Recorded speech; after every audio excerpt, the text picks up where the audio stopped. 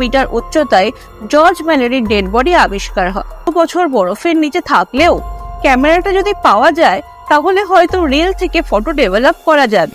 যদিও চীন ম্যালারি আর আরউইনের এভারেস্ট জয়ের সম্ভাবনাকে খারিজ করে দিয়েছে।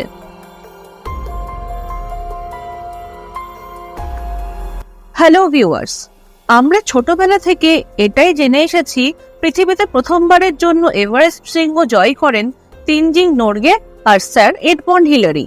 গুগলে সার্চ করলেও এই দুটি নামই আসবে।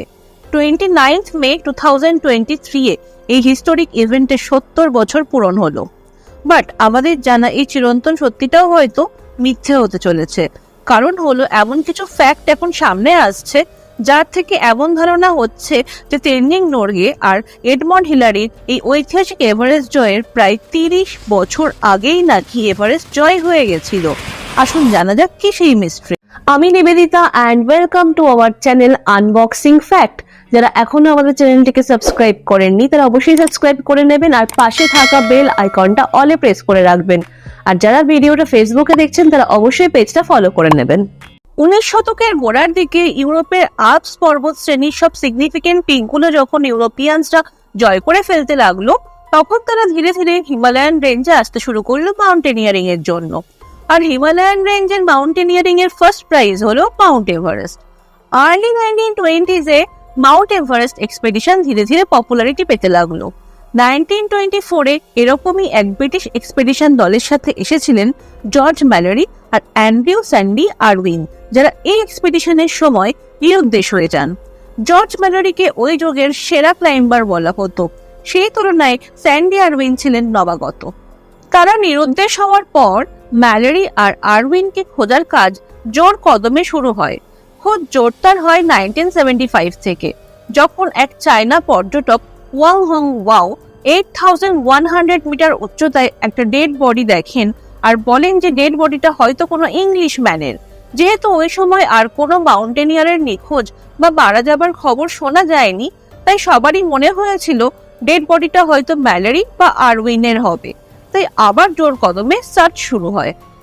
এই সার্চের পেছনে আর একটা কারণ হচ্ছে ম্যালারি আর আরউইনের সাথে থাকা একটা ক্যামেরা খোঁজা। এরকমই এক সার্চ এক্সপেডিশনে 1999 সালে প্রায় 8200 মিটার উচ্চতায় জর্জ ম্যালারির ডেড বডি আবিষ্কার হয়। সার্চ টিমের একজন হাঁটু গেড়ে বসে জুতোর ফিতে বাঁধছিলেন।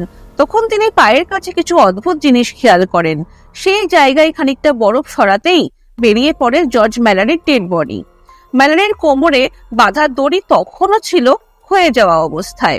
প্রথমে ডেড বডির সোনালি চুল দেখে সার্চ টিম ভেবেছিল যে ওটা হয়তো আরউইনের বডি, কারণ ম্যালারির চুলের কালার ছিল বাদামি। বাট কিছুক্ষণ পর্যবেক্ষণ করে শার্টের কলারের লেভেল দেখে তারা বুঝতে পারে বডিটা ম্যালারির। বরফে থেকে হেয়ার কালার পাল্টে গেছে। সেই ডেড বডির জামা কাপড় থেকে অনেক জিনিস পাওয়া গেল না শুধু ক্যামেরাটা ওই সময়কার কোডাকের ওয়েস্ট পকেট ক্যামেরা।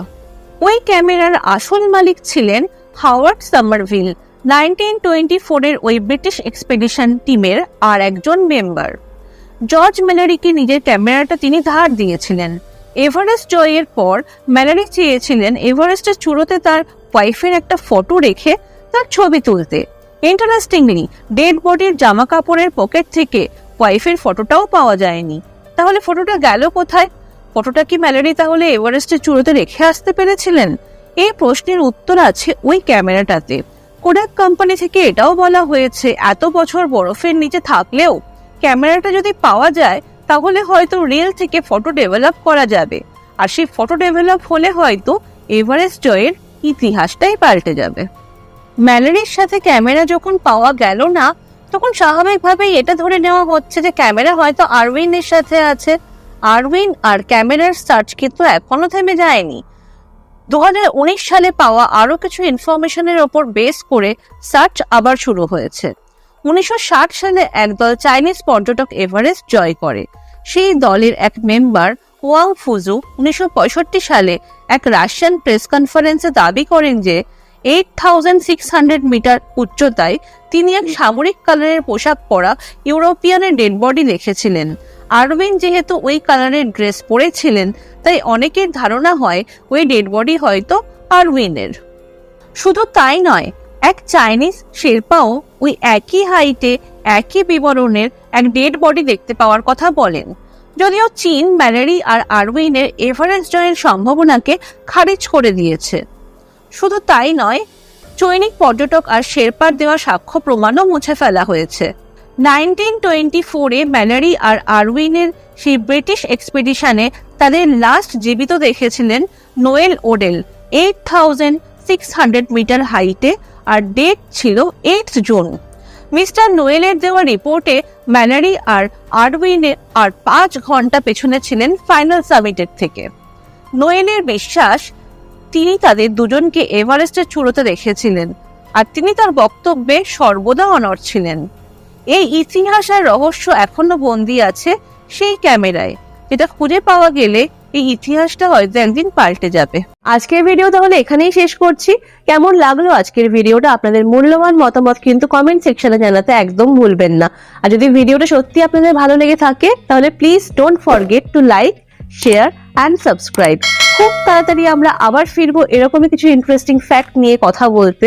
ততদিন পর্যন্ত আপনারা আমাদের সঙ্গে থাকুন, ভালো থাকুন, সুস্থ থাকুন, and thanks for watching the video.